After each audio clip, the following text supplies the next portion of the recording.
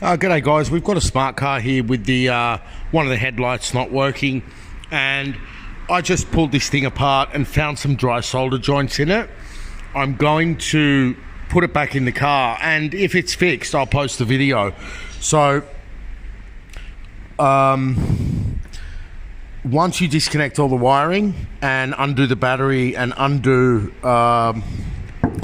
this bolt with the main power supply, you'll have this folded up in this unit, and it's all basically held in with clips, right? It can be quite difficult to remove.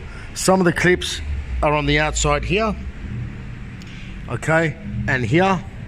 So what you do, you manipulate them down and pull the board out.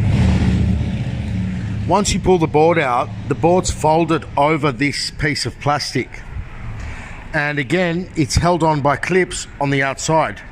Okay, the main thing you need to remember is that the clips, these two clips basically will stop you pulling it out, and that's positioned there like that.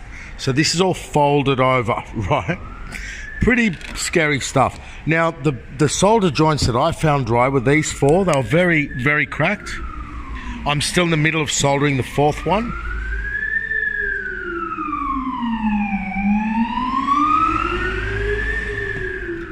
So 1, 2, 3, 4, 5. And hopefully that will fix it. Where do they sit?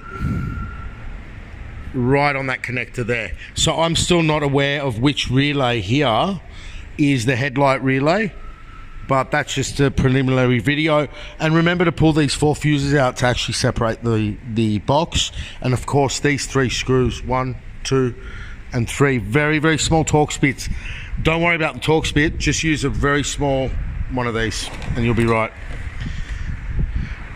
Okay, hope that helps. Bye.